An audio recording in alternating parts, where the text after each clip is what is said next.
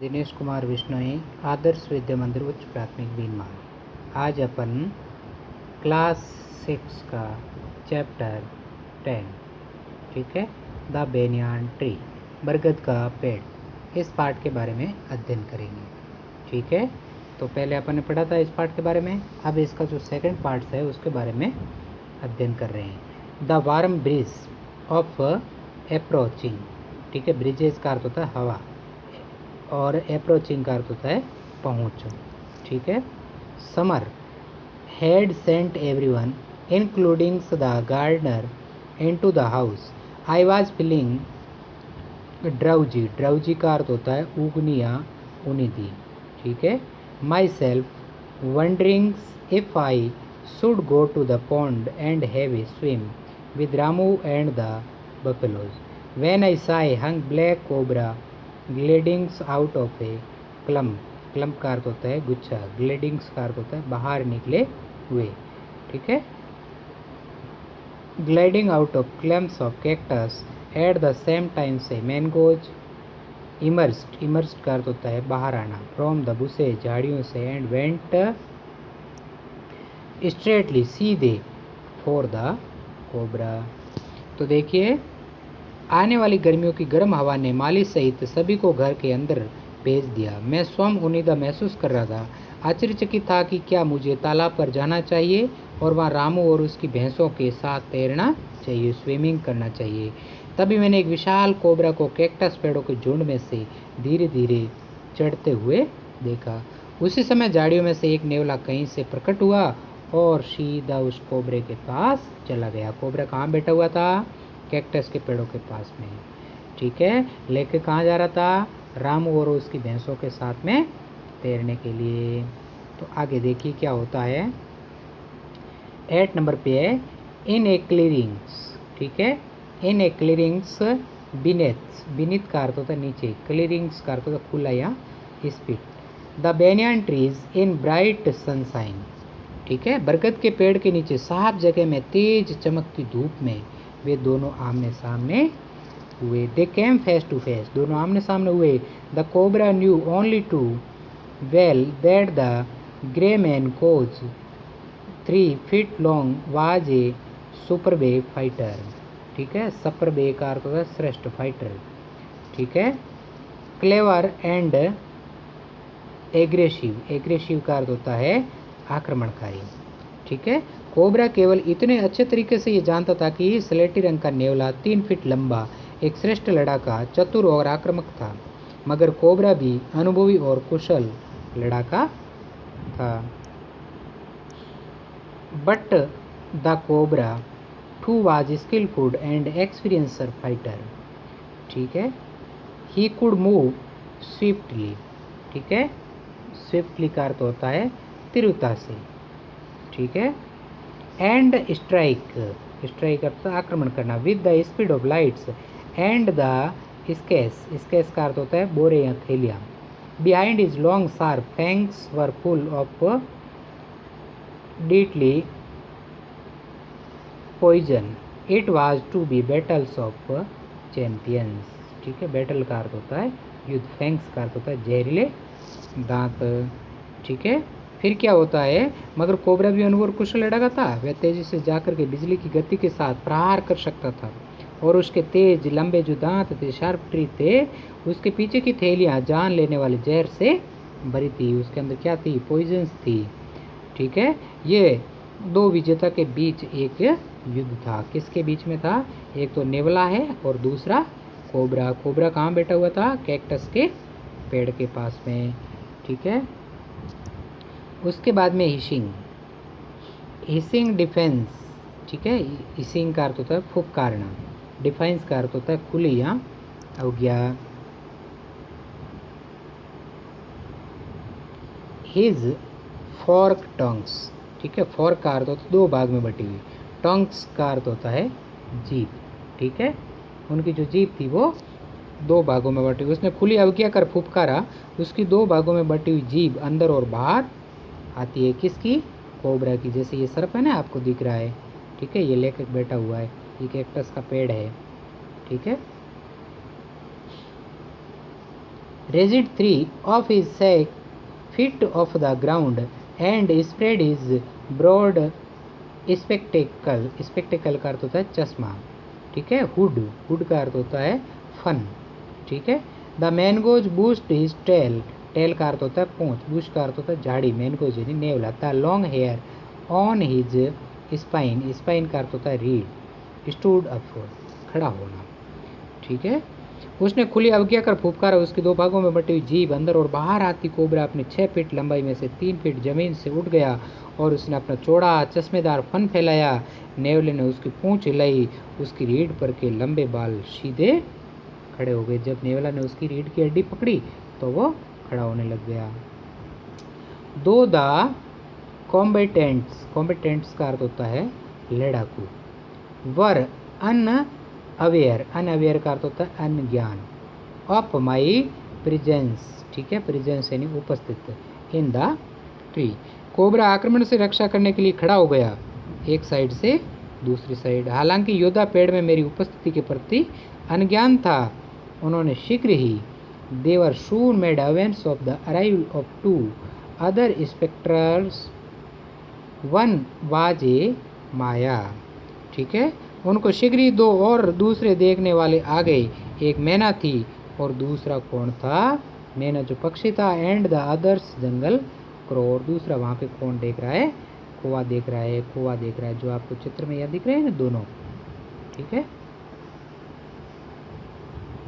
उसके बाद में देखिए, they had seen this प्रिपेरेशंस for battle, ठीक है। प्रिपेरेशन का अर्थ है युद्ध है, वो त्योहार हो रहा था उसको देखने के लिए। And had settles on the cactus to watch the outcome, had they been contact only to watch, all allowed have been well with both of them, ठीक है। तो दोनों, एक तो मैना और दूसरा जंगली कौवा था, उन्होंने लड़ाई के लिए तैयारियां देख ली और वे परिणाम को देखने के लिए कैक्टस पर बैठ गए। क्या वे केवल इसको देखकर संतुष्ट है, वे सभी उन दोनों के साथ अच्छी तरीके से महसूस कर रहे थे। आपको इस चित्र में ये लेकर की तरह दिख रहा है। उसके बाद में क्या होता है देखिए, 11 नंबर का पॉइंट है, the cobra stood on the defensive, ठीक है। कोबरा आक्रमण से रक्षा के लिए खड़ा हुआ। Swaying slowly from side to side, trying to mesmerise, ठीक है। मेमोराइज का अर्थ होता है समोहित करना। Memorise the mongoose into making से फेल्स मूव, ठीक है। एक साइड से दूसरे साइड की ओर धीरे धीरे डोल रहा था, वह नेवलों को समोहित कर गलत दिशा में जाने के लिए प्रेरित कर रहा था। But the mongoose knew the power of his appointment का अर्थ होता है विरोधी, ठीक है। और ग्लासी का अर्थ होता है चमकती हुई। अनविंकिंग का अर्थ होता है पलक झपकते ही। And refuse to meet them instead, ठीक है। रिफ्यूज का अर्थ होता है मना कर देना। Instead he fixed the gaze, ठीक है, at a point just below the cobra hood and opens the attack, ठीक है। मगर नेवला क्या कर रहा है, अपने विरोधी भाव शून्यता की शक्ति को जानता था, जो आंखों को झपकाए बिना था, वह उनसे नजरें मिलाने के लिए अपने आप को मना कर रहा था। इसके स्थान पर वह कोबरा के फन के ठोक ठीक नीचे अपनी आंखें गिरा रहा था और उसके आक्रमण किया था। उसके बाद में क्या हो रहा है, moving forward quickly until he was just within the cobra reach, वह जल्दी से आगे की ओर बढ़ रहा था जब तक वह कोबरा की पकड़ में नहीं आ गया। The mongoose made a present move to one side, नेवले ने एक तरफ जाने का ढोंग किया, तो एक तरफ हो जाने के लिए तैयार होता है। इमीडिएटली द कोबरा स्ट्राइक, शीघ्र ही कोबरा ने उसके ऊपर क्या कर दिया, स्ट्राइक कर दिया, आक्रमण कर दिया। His great hood came down so swiftly that I thought nothing could save the mongoose, उसका बड़ा सा फन इतनी तेजी के साथ नीचे की ओर आया कि मैंने सोचा नेवले को अब कोई भी नहीं बचा सकता है, नेवले को वो बिल्कुल खा लेगा और उसको समाप्त कर लेगा। But the little fellow jumped neatly to one side, मगर वह छोटा सा जीव एक और कूद गया, ठीक है। उसने जैसे ही आक्रमण किया तो नेवला दूसरी तरफ कूद गया। And directly in as swiftly as the cobra beatings the snake on the back and dartings away again out of reach. ठीक है, दूसरी तरफ कूदा और वह इतनी तेजी से आगे बढ़ा जितना कि कोबरा बढ़ा था। उसने सांप के पीछे काटा और फिर से उसकी पकड़ से बाहर हो गया। उसके बाद में क्या हो रहा है? At the same moment that the cobra strike the crow and the Maya hurled themselves at him only to collide heavily in mid-air। उसी क्षण कोबरा ने आक्रमण किया। कौवा और मैना तेजी से उसकी ओर आए, केवल वे हवा के बीच में टकराना चाह रहे थे। Shrieking insult at each other they returned to the cactus plant. A few drop of blood glistened on the cobra back. एक दूसरे पर चीखते हुए अपना करते हुए वापस कैक्टस के पौधे पर जाकर के बैठ गए। कोबरा के पीछे से खून की कुछ बूंदें उनकी ओर चमकने लगी। The cobra strike and missed again the mongoose sprang aside. कोबरे ने प्रहार किया और वह चूक गया।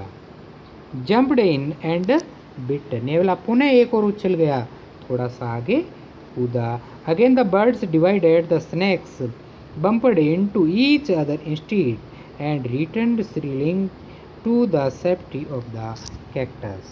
पक्षी एक बार फिर से सांप की ओर कूद गया।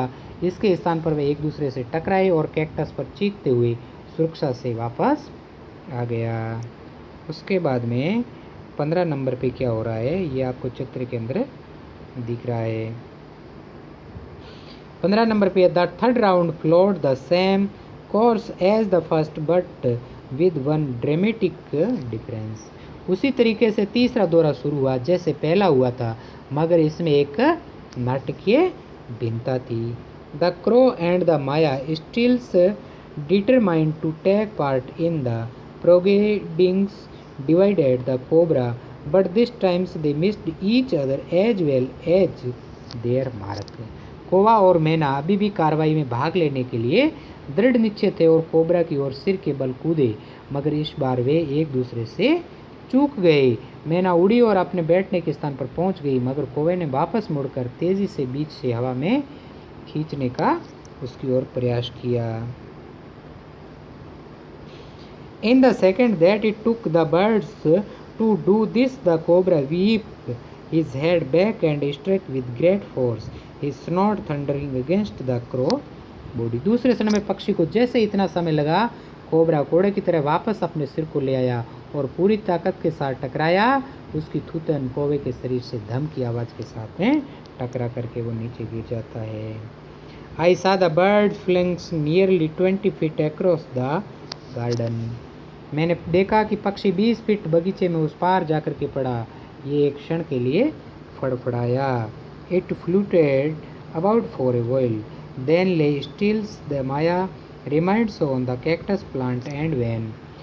ठीक है, मैना कैक्टस के पौधे पर बैठी थी और जब सांप और नेवला वापस लड़ने लगे तब उसने क्या कर रही है, and when the snake and the mongoose return to the fight very wisely, यानी बुद्धिमत्तापूर्वक decide not to interfere against. ठीक है, फैसला किया कि उसके बीच में बाधा नहीं डालनी चाहिए, इन दोनों को ही झगड़ा नहीं दीजिए। The cobra was weakening and the mongoose walking fearlessly up to it raised himself on his short legs and with a lightning snap head the big snack by the snout. Cobra कमज़ोर होता जा रहा था और नेवला निडर होकर के इसकी ओर बढ़ रहा था। उसने अपने आप को छोटी टांगों पर खड़ा रखा और तेजी से अपने थूथन से सांप को चटकाया। कोबरा पीड़ा से तड़पा but to no avails. The little fellow hangs grimly on until the snake had cast to struggle. He then smote along its coiling length, gripped it round the hood and dragged it into the bushes। डरावनी तरीके से तेजी से हिला और नेवला की चारों ओर कुंडली मार ली, मगर ये निरर्थक था। वह छोटा सा जीव निर्दय पुरुष पर चढ़ रहा था।